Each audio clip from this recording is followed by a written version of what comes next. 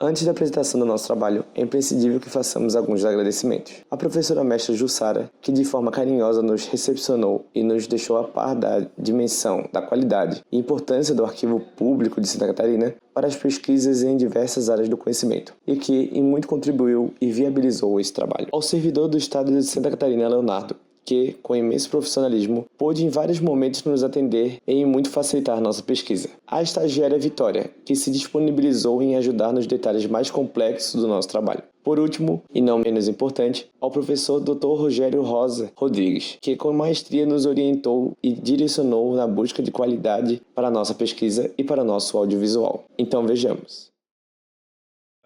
Talvez a maior parte dos telespectadores tenham estudado que a causa da guerra foi o imperialismo britânico. É uma visão que predominou na década de 1970 até final da década de 80, começo da década de 90. Né? Tá. Hoje em dia, essa interpretação no meio acadêmico está totalmente superada. É consensual que o imperialismo britânico não foi o causador da guerra. E creio que é consensual também que as causas da guerra estão no próprio processo histórico regional. Eu, pelo menos, dei aula aqui em São Paulo, em colégio particular, em colégio público, dizendo isso quando eu era recém-egresso da universidade.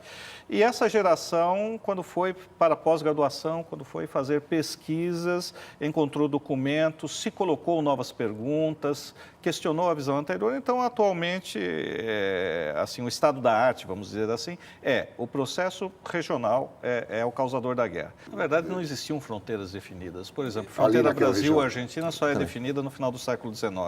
Fronteira Brasil-Paraguai é definida em 1872. Fronteira Paraguai-Argentina, 1876. A única fronteira definida era Brasil-Uruguai, exatamente pelo processo de independência. E em 1851, da intervenção brasileira, os últimos detalhes ali, vamos dizer assim, de navegação do Rio Jaguarão, etc., ficaram definidos. Com a vitória dos unitários de Buenos Aires em 62, sob a liderança de Mitre, coloca-se a necessidade de consolidar o território nacional. Qual é o problema? O problema são províncias recalcitrantes que ainda pretendem uma autonomia maior, como entre rios e correntes. Como era também um foco de subversão ao auxiliar as outras províncias que pretendiam também se separar da Argentina. Então, o problema da consolidação do Estado argentino passa pela derrota e anexação do Paraguai. E mais, também a articulação do Paraguai com o governo branco do Partido Nacional, que estava no poder, governo constitucional, em Montevideo. E é um governo que era hostilizado também pelos pecuaristas gaúchos, rio-grandenses.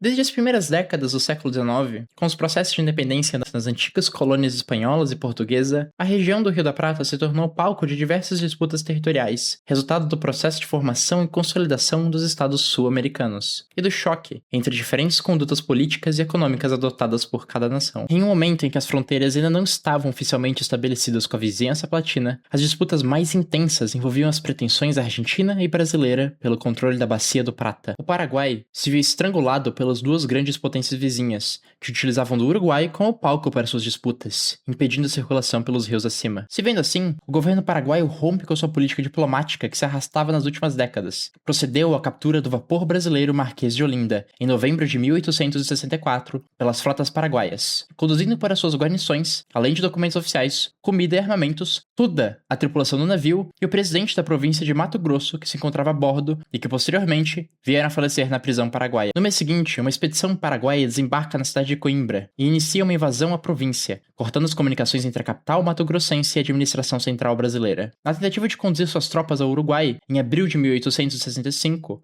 os paraguaios solicitaram uma autorização ao governo argentino para atravessar seu território, o que não foi permitido pelo presidente argentino Bartolomeu. Mesmo com a recusa, o Paraguai invade as províncias de Corrientes e Misiones, na Argentina, e alcança a fronteira oeste do Rio Grande do Sul, dando-se assim o início ao maior conflito armado ocorrido na América Latina, a Guerra do Paraguai, que envolveu uma aliança entre o Brasil, a Argentina e o Uruguai, conhecida como o Tratado da Tríplice Aliança, contra as forças de Solano Lopes em terras brasileiras e Paraguai. A partir daí, o governo brasileiro passa a fazer campanha de recrutamento. Então, no dia 7 de janeiro de 1865, o governo imperial publica o decreto número 3.371, criando os Corpos de Voluntários da Pátria, com a finalidade de promover um aumento considerável no contingente militar brasileiro, incentivando a entrada da população civil na batalha. As vantagens, materiais e simbólicas, eram vistas como uma oportunidade de ascensão para as camadas mais pobres e desprotegidas da sociedade, junto de um viés nacionalista que era presente nos discursos oficiais e na imprensa, levadas pelo um desejo de ataque à honra nacional, resultaram em uma rápida mobilização pelo Império. Das províncias nortistas ao extremo sul, os primeiros agrupamentos militares foram organizados logo nos primeiros meses de 1865, atraindo indivíduos de diferentes estratos sociais. Na campanha de recrutamento, as promessas de guerra consistiam em, a primeiro, o entendimento do governo imperial era de que a guerra estaria em seu desenrolar final no segundo semestre de 1865. A segunda dizia respeito ao pão do progresso. Além do soldo que percebeu os soldados do exército de linha, os voluntários seriam abonados com 300 réis diários e uma gratificação de 300 mil quando da baixa. Caso o veterano quisesse continuar no exército ou na armada, após a guerra, receberia, após 3 anos de engajamento, outros 3.000 réis. E caso não, teria direito a empregos públicos em regimes preferencial quando não houvessem desigualdades de habilitação. E a terceira era de voluntário alistado teria direito a 22.500 braças quadradas, ou pouco menos de 10 hectares, nas colônias militares ou agrícolas, que eram terras devolutas públicas. Estima-se que cerca de 1.500 catarinenses foram enviados pelas províncias de Santa Catarina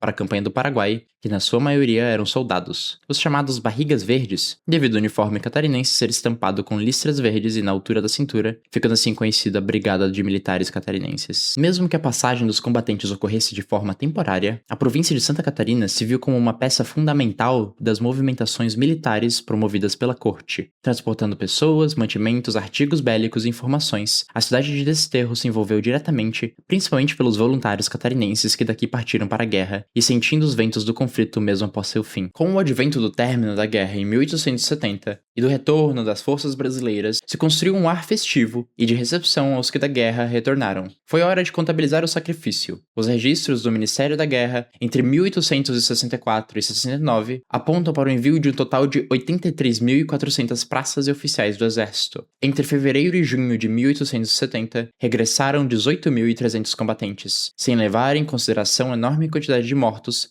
desaparecidos e dispensados durante a campanha, além dos 3.700 que ainda permaneciam no Paraguai e o efetivo da Marinha. Desde a entrada do Império na Guerra do Paraguai, a província catarinense manifestou de diversas maneiras seu orgulho em defender a pátria. As autoridades provinciais, como a presidência e a Câmara Municipal de Desterro, bem como a imprensa e a população em geral, se mobilizaram para incentivar o recrutamento, abençoar seus combatentes e celebrar suas vitórias e remanescer suas perdas. A capital de Santa Catarina, assim como em outras províncias, se transformou em um terreno fértil para a exibição das mais variadas expressões patrióticas, exibindo referências simbólicas através de suas ruas, praças, estátuas, pinturas e monumentos. Incentivado pelas visitas do imperador à capital, na segunda metade do século XIX, Desterro foi marcada por diversas transformações urbanas e ao aperfeiçoar a entrada principal do município e a frente de todo o largo da municipalidade, durante a gestão do presidente da província João Tomé da Silva, foi encomendado um monumento em homenagem aos catarinenses mortos na Guerra do Paraguai, que foi concluído na gestão de Alfredo Descraniola Tunay,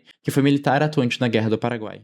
No projeto original, idealizado pelos engenheiros Carlos Otto Chepul e Pedro Luiz Talois, a construção deveria alcançar 25 metros de altura, contendo um orçamento estimado em 11 contos de réis, quantia considerável para a época, principalmente para o contexto no pós-guerra, o que é possível que tenha feito reduzir a sua altura. O monumento inicialmente teria 25 metros de altura, mas foi concluído com apenas 10. No seu topo, é ordenado com bolas de ferro, utilizadas em canhões e que foram solicitadas ao arsenal de guerra da corte. Nas laterais, recebeu 4 placas em homenagem com alguns catarinenses que lutaram na guerra. Em ofício expedido pela presidência para a Câmara Municipal, os vereadores foram convidados a assistirem ao lançamento da primeira pedra do monumento, em 1875, por volta das 5 horas. Legoff menciona que a etimologia da palavra monumento, derivada da raiz indo-europeia mens, espírito, menine, memória e menore, recordar, avisar, iluminar, já remetia às funções fundamentais desta construção e evoca um sinal do passado na contemporaneidade. As representações monumentais buscam perpetuar de maneira voluntária ou involuntária acontecimentos históricos ligados à memória coletiva, possibilitando manter determinadas lembranças vivas em quem os observa. A construção é a inauguração do monumento aos heróis do Paraguai, situado no antigo Largo do Palácio, atualmente renomeado Praça 15, esteve envolvido numa série de problemas financeiros e improvisos históricos que afetaram sua edificação e o significado presente do projeto original. Mais do que essa construção grandiosa que embeleza a paisagem urbana, o monumento cumpre um papel de materializar a memória patriótica em Desterro, ajudando a construir uma narrativa legítima sobre a participação catarinense no evento histórico. Entretanto, desde então, começaram a surgir as contradições para os catarinenses que retornaram da guerra, sobretudo para aqueles de menor hierarquia, a começar pelo monumento erguido em homenagem aos catarinenses mortos na Guerra do Paraguai.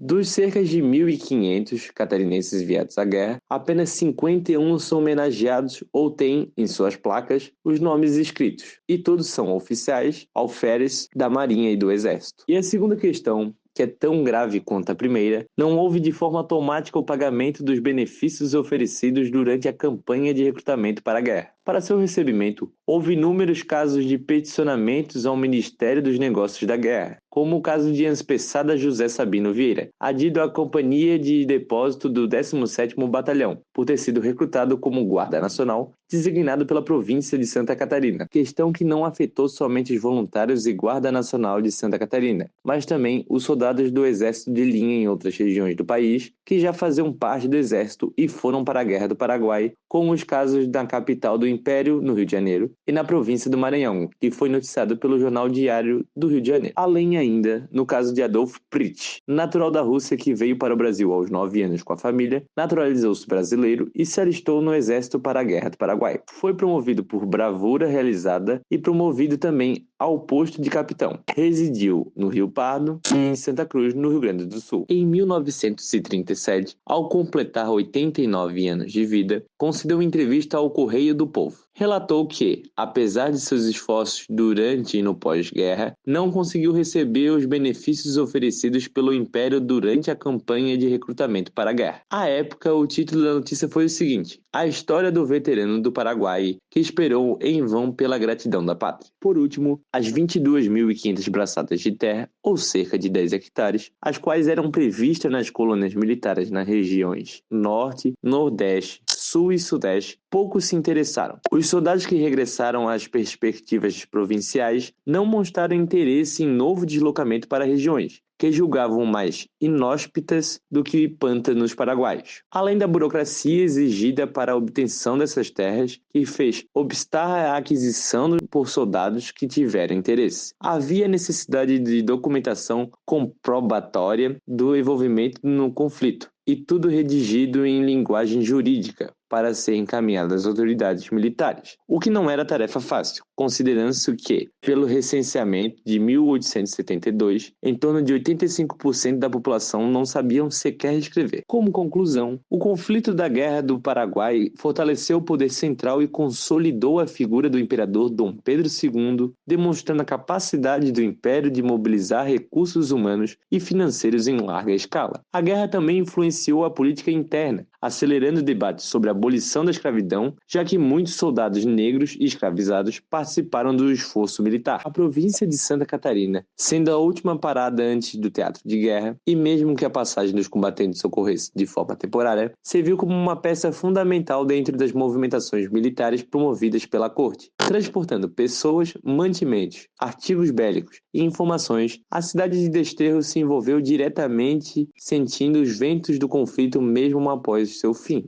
No entanto, apesar da fundamental importância da província de Santa Catarina na Guerra do Paraguai, não se pode deixar escapar as contradições da burocracia imperial e o sofrimento vivido por aqueles que tombaram em solo brasileiro e paraguaio, e daqueles que retornaram da guerra, sobretudo os voluntários catarinenses, que compuseram o 25º Batalhão, que se viram desamparados na busca de benefícios e relegados em monumento que busca homenagear a Guerra do Paraguai. Entre incontestáveis derrotas, a década de 1870 nasce sob a conclusão oficial da Guerra do Paraguai, iluminando o horizonte de possibilidades dos soldados brasileiros que almejavam o seu retorno para o seu lar.